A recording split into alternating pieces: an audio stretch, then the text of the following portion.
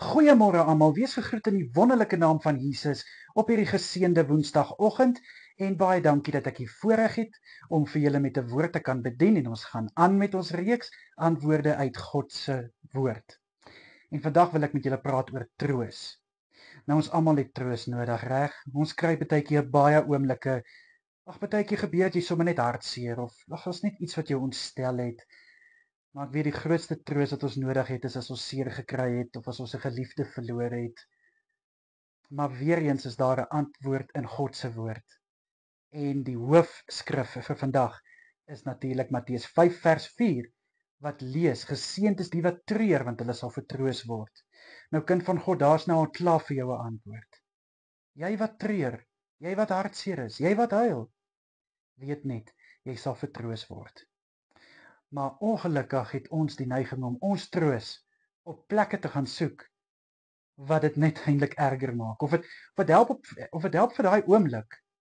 Maar as daai oomblik verby is, dan jy maar weer terug waar jy was. Maar die troos wat ons van God ontvang is 'n ewige troos. Dis 'n troos wat hemelse waarde het. Dit is 'n troos wat jy regtig kan voel dit maak 'n verskil. Ek het nou al beleef as ek baie keer hartseer is en dan raak ek stil. En dan herinner God my aan die dinge wat my gelukkig maak, die dinge wat my kan help om net weer 'n glimlag te hê. En dan is ek sommer klaar vertroos. So dit wys net hoe kosbaar is God se troos. Jy kan ook in 2 Korintiërs 1 vers 3 tot 6 gaan lees van hoe jy vertroos word. Kom net na God toe, my boetie en sissa. Kom na hom toe. Hy wil jou troos. Hy wil die trane van jou wange afvee. Moenie jou troos in 'n bottel gaan soek of in 'n pil of by verkeerde mense nie. Dit gaan nie help nie. Kom soek jou troos by God. God wil jou vertroos en hy sal jou vertroos. Kom na hom toe. Hy nooi jou uit. Want ek kan nou vir jou sê vandag, hoe hartseer jy is, so hartseer maak dit God ook. Want dit is die laaste ding wat God wil hê, is dat sy kinders moet hartseer wees. Amen.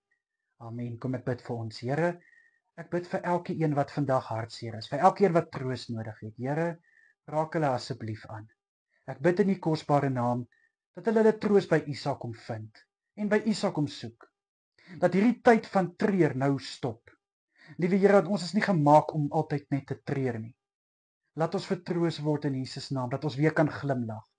Asseblief Here, in Jesus Christus naam is dit my gebed. Amen en amen.